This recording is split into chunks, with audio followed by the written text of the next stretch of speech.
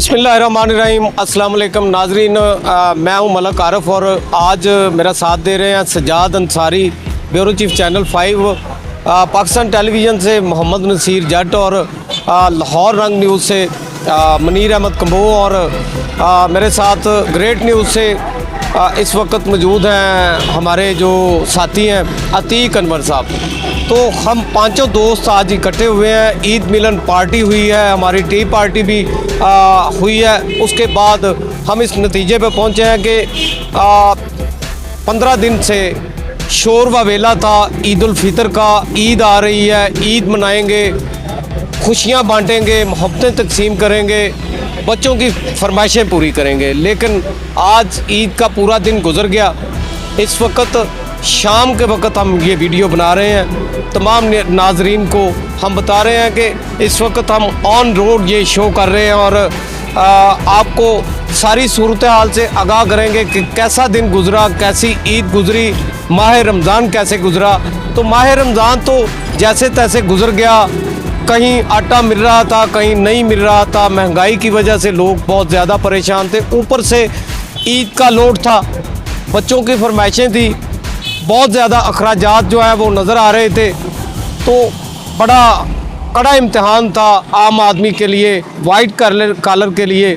तनख्वाहदार तबका हो या दिहाड़ीदार तबका हो, सभी परेशान दिखाई दिए। और ईद के दिन सोचा था कि लोग खुशहाल होंगे, लेकिन आज जो चेहरे नज़र आए वो बड़े परेशान नज़र आए। वो हशाश पिशाश और मुस्कुराते हुए चेहरे आज बिल्कुल कोई नज़र नहीं आए। जिसको देखा वो मरजाए हुए चेहरे से ही मिला है। तो मज़ीद हम बात करेंगे। हमारे साथ सजाद अंसारी साहब मौजूद हैं। जी अस्सलाम वालेकुम। सबसे पहले आपको ईद मुबारक जी। और क्या नाजरीन को मैसेज देंगे आज के दिन के हवाले से, और आज का दिन आपका कैसा? जी अल्हम्दुलिल्लाह, शुक्रिया मलक आरफ साहब। सबसे पहले तो मैं आपको जो ना मेरी तरफ़ से आपको ईद मुबारक कबूल हो, और तमाम देखने वाले नाजरीन को भी ईद मुबारक, ईद की खुशियाँ जो है मुबारक हो।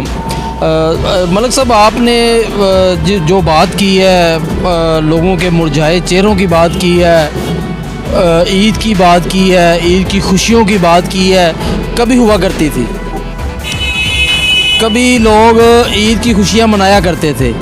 लोगों की खुशी जो होती है ना, खुशी का तासर आपके चेहरे से महसूस होता है। मतलब ये नहीं है कि खुशी है, लेकिन खुशी कहाँ पे है। खुशी आंखें बताती हैं, खुशी का भी मैसेज देती हैं, गम का भी मैसेज देती हैं। चेहरा बताता है, हर चीज़ बंदे की नज़र आती है कि बंदा आज यार बड़ा खुश है, बड़ा खुश नज़र आ रहा है। तो यही बात है कि आज हम ईद के दिन पर अल्हम्दुलिल्लाह रमज़ान गुज़रा है। तो रमज़ान गुज़रने के बाद हमारी ईद है, ठीक है। और अल्हम्दुलिल्लाह रमज़ान बड़े अच्छे तरीके से गुज़रा है। लेकिन इस रमज़ान में जो एक आम आदमी है, गरीब है, मज़दूरदार तबका है, वो तबका है जो किसी सफ़ेद पोश है, सबसे ज़्यादा वो परेशान मैंने देखा है। वो लोग हैं जो किसी से मांग सकते हैं, किसी क्या जाके सवाल कर सकते हैं, कुछ कह सकते हैं, कुछ करके कुछ पूरा कर सकते हैं। लेकिन यहाँ पर कुछ ऐसा तबका भी मौजूद है जो किसी के आगे हाथ नहीं फैला सकता, किसी के आगे कुछ कह नहीं सकता। वो मजबूर है, लेकिन वो देख रहा है। वो किसी से मांग भी नहीं सकता, लेकिन घर में उसके क्या हालात चल रहे हैं। बच्चे कपड़ों के लिए कह रहे हैं, बच्चे ईद के सामान के लिए कह रहे हैं, लेकिन कुछ भी नहीं पूरा हो रहा। जैसे करके जैसे भी हो के आज की ईद जो है ना, मैंने जो ऑब्ज़र्व किया है, मैंने ऐसे चेहरे देखे हैं। ईद मिले हैं, ईद नमाज़ पढ़ी है, ईद नमाज़ पढ़ने के बाद वो पहले वाली खुशी मैंने नहीं देखी है। पहले एक गर्म जोशी होती थी, ईद मुबारक, ईद का दिन है, रात को चांद रात को देख रहे हैं कि ईद की खुशियाँ मनाई जा रही हैं। लेकिन अब लोग ईद मिल रहे हैं, ईद मुबारक कह रहे हैं, लेकिन लोगों के चेहरे पे वो खुशी नहीं है। बिल्कुल जी, लोगों के चेहरे पे वो खुशी नहीं है। मेरे वाली बात ही की है इन्होंने भी।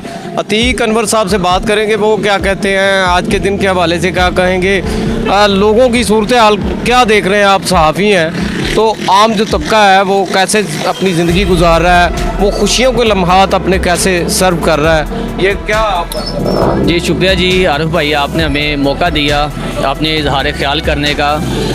फर्स्ट ऑफ़ ऑल इसमें कोई शक नहीं कि हम महंगाई बहुत अरूज पे जा रही है, लेकिन जहाँ तक हमारी ज़िली इंतज़ामिया का सवाल है वो भी बिल्कुल बेबस नज़र आती है, कहीं भी उसकी एक्टिविटीज़ नहीं आती। जैसे कि कल मैं देख रहा था एक गोश्त वाली दुकान पे करा था, वो अपना रेट लगा रहा था, जैसे 800, 1000, 1200 तक चल रहा है। इसी तरह आप बाज़ार में चले जाएं, महंगाई है इसमें कोई शक नहीं, लेकिन हमारे दुकानदारों ने भी अपने ही रेट लगाए रखे हैं, जिसकी वजह से जो मुतवस्त जो तबका है वो तो बिल्कुल पिस के रह गया है। मैं ये बताना चाह रहा हूँ कि हमारा जो ज़िली इंतज़ामिया है, ब्यूरोक्रेसी है, हमारे DPO साहब हैं या अपना AC साहब हैं या अपना DSP साहब हैं, ये इन सब की ज़िम्मेदारी बनती है ना। बिल्कुल जी, कानून की बालादस्ती नहीं है। अगर कानून की बालादस्ती हो, अगर सख्ती हो, तो ये रियासत की ज़िम्मेदारी ये भी बनती है, हुकूमत की ज़िम्मेदारी बनती है कि महंगाई ऊपर से तो है लेकिन नीचे क्या हो रहा है, गिरा फरोशी, ज़ख़ीरा अंदोज़ी और मन माने रेट लगाए जा रहे हैं। अगर पेट्रोल 10 रुपये फ़ी लीटर महंगा होता है तो साथ ही जो है वो ट्रांसपोर्टर और रिक्शा ड्राइवर जो हैं वो फ़ी सवारी 10 रुपये किराया बढ़ा देते हैं। ये नाइंसाफ़ी है और इस पर चेक एंड बैलेंस भी बनना चाहिए। हमारी हुकूमतों का बड़ा कसूर है कि आपने मुतवसत तबके को देखे बगैर महंगाई जो है उसका बोझ डाल दिया है आम आदमी पर, और सारे आप जितने मर्ज़ी टैक्स लगा लें अमीरों पर भी, वो भी गरीबों पर ही लगेंगे। अगर आप सीमेंट महंगा करते हैं, सीमेंट पर 10 रुपये टैक्स लगाते हैं बोरी पर, तो आगे क्या होता है कि जो डीलर हजरात हैं, जो दुकानदार हैं, वो फ़ी बोरी 200 रुपये रेट बढ़ा देगा। तो वो क्या वो आम आदमी पे बोझ नहीं पड़ता? आम आदमी पे वो भी बोझ पड़ेगा। नसीर साहब बात करेंगे। नसीर क्या कहेंगे जी आप? शुक्रिया मलिक साहब, आज अच्छे दिन पे आपने हमें बुलाया और हमें खातर दुआ की है। तो अब खातर दुआजे के सिले में आप हमारे दिल की बातें भी पूछना चाह रहे हैं, तो चलो टूटी फूटी बता देता हूँ।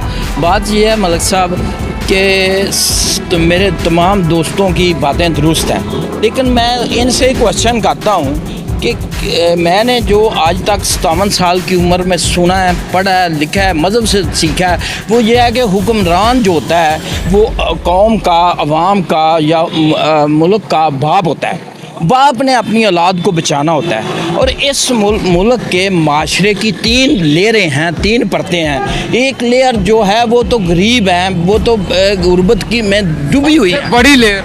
हाँ, और वो लेयर तकरीबन 45% है जो मांगे तांगे से अपनी ज़िंदगी गुजार रही है। और उसके बाद जो बड़ी लेयर आती है वो है मिडल मैन, वाइट कॉलर लोग। ना वो किसी से मांग सकते हैं, ना वो किसी से सवाल कर सकते हैं। वो असल उनका नुकसान बहुत ज़्यादा हुआ है, और वो अपने बच्चों को ना सूट लेके दे सकते हैं, ना किसी से उधार मांग सकते हैं, ना किसी से कर्ज मांग सकते हैं। तो मेरा कहने का मतलब ये है कि ये सारा जो कुछ हुआ है इस साल के अंदर, ये जो कह रहे हैं, खुशियाँ मना रहे हैं कि हमने 1 साल पूरा मुकम्मल कर लिया, इन्होंने 1 साल में लोगों को धकेला है गुर्बत की तरफ। अब इसकी रेशो जो है वो 65% पहुंच गई है गुर्बत की। जो लोग गुर्बत की सतह से नीचे गिरे हैं वो 65% वो शरह बन गई है। तो बात यह है कि इन्होंने अपने कट्स तो नहीं लगाए। नैब का अगर DG इन्होंने लगाया है तो उसकी सैलरी पता क्या है? 17 लाख रुपए पर मंथ, 600 लीटर तेल पेट्रोल फ्री में और 600 यूनिट फ्री में। भाई यूनिट फ्री तो मुझे चाहिए, यूनिट फ्री तो इनाम लोगों को चाहिए, पेट्रोल तो आम आवाम को चाहिए फ्री।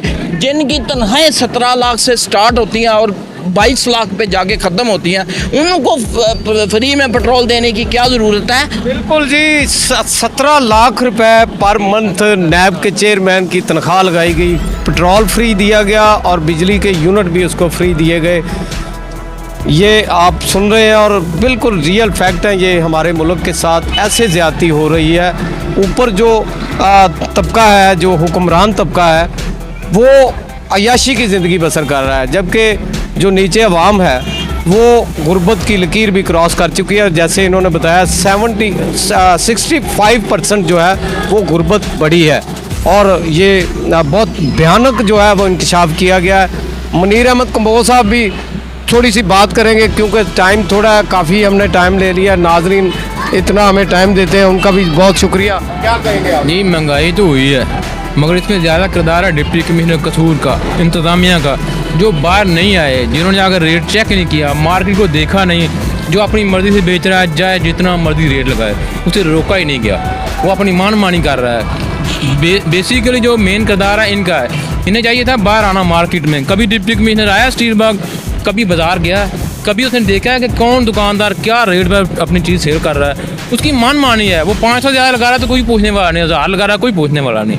बेसिकली महंगाई तो हुई है लेकिन किरदार इन लोगों का जो अपने दफ्तरों में बैठे हुए हैं। बिल्कुल जी, बड़ी 100% इन्होंने भी दुरुस्त बात की है कि डिप्टी कमिश्नर कसूर समेत असिस्टेंट कमिश्नर हैं, एडिशनल डिप्टी कमिश्नर हैं, ये सारे जो हैं अपने शाही अंदाज में अपने लग्जरी जो ऑफिस बनाए हुए हैं वहाँ पे बैठ के ये बहुत बड़ी कीमती गाड़ियाँ इस्तेमाल करते हैं। इनकी लाखों में तनख्वाहें हैं और सरकारी पेट्रोल का बेजा इस्तेमाल करते हैं। इनको भी आवाम से कोई सरोकार नहीं है, ये सिर्फ अफसरशाही में मसरूफ़ हैं, अपनी कोठियों, बंगलों और महलों को फ़रोग़ देते हैं या ये ऊपर बड़ों से तल्लुकात बनाने को फ़रोग़ देते हैं। बाकी आम आदमी से इनको कोई सरोकार नहीं। क्या सजाद अंसारी साहब आप मज़ीद कुछ कर? मैं थोड़ा सा बात करना चाहता हूँ कि महंगाई होती क्यों है।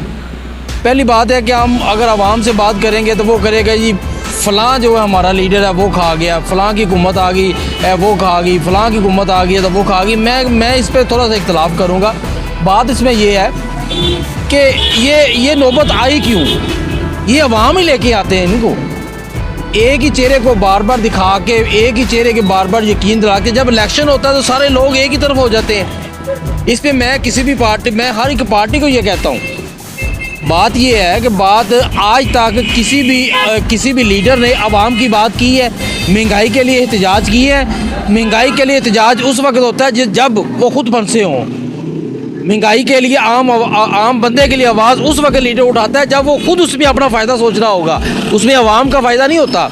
अगर इसी बात करेंगे हम अपने लोकल लेवल पे बात करेंगे महंगाई के हवाले से, अगर ऊपर सतह से महंगाई आ रही तो निचली सतह पे जो कंट्रोल करना है वो ज़िला इंतज़ामिया का काम है। वो प्राइस कंट्रोल कमेटियाँ कहाँ पे फ़ाल हैं? बिल्कुल जी, 75 साल से अवाम के साथ बदस्तूर खिलवाड़ ही किया जा रहा है, उनको इस्तेमाल किया जा रहा है। उसमें सियासतदान भी शामिल हैं, हमारी ब्यूरोक्रेसी भी शामिल है, बड़े बड़े लोग उसमें शामिल हैं। ऐसे भी लोग शामिल हैं जिनका हम अगर नाम लेंगे तो शिकायत होगी, हम उनका नाम नहीं लेना चाहते। पर हमारा आज का ईद के दिन का शो करने का मकसद ये था कि लोग बहुत ज़्यादा परेशान दिखाई दिए हैं। ऐसा कभी नहीं देखा।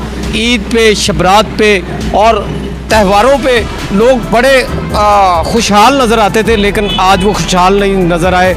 इसमें मैं समझता हूँ कि अवाम भी कुछ हद तक कसूरवार है कि वो जब वोट देते हैं वो कुछ नहीं देखते, एक बिरयानी की प्लेट पे जो है वो मान जाते हैं। दूसरी जानब जो हुक्मरान है हमारे, वो उनका किबला दुरुस्त नहीं है, उनको अपना किबला दुरुस्त करना चाहिए। अवाम के लिए उनको रिलीफ देने के लिए पॉलिसियाँ बनानी चाहिए, पॉलिसी मेकर अच्छे होने चाहिए। IMF के कर्ज़ों से हमें बाहर निकलना चाहिए, उससे हट के भी हमें सोचना चाहिए। इस मुल्क के ज़रिए मुबादला को कैसे चलाना है, इम्पोर्ट एक्सपोर्ट को कैसे बहाल करना है, तो इस पर भी इनिशिएटिव लेने चाहिए। उसके साथ साथ जो हमारी ब्यूरोक्रेसी है उसका चेक एंड बैलेंस बनाना चाहिए, उसमें एक एहतसाबी अमल जो है वो होना चाहिए, इनका एहतसाब होना चाहिए कि अवाम के लिए ये क्या कर रहे हैं। हमारा डिप्टी कमिश्नर जो है वो क्या करता है, उसके क्या इख्तियारात हैं, DPO के क्या इख्तियारात हैं, असिस्टेंट कमिश्नर के क्या इख्तियारात हैं। ये सैकड़ों ऐसे एक एक ज़िले में अफसरान होते हैं जो करोड़ों रुपए, अरबों रुपए जो है वो महाना जो है वो खर्च करते हैं, बजट बनाते हैं, बजट को खर्च करते हैं, लेकिन आम आदमी को रिलीफ उसमें क्या मिलता है वो बिल्कुल वो नज़र नहीं आता। तो इसी के साथ इजाज़त चाहेंगे। पाकिस्तान जिंदाबाद।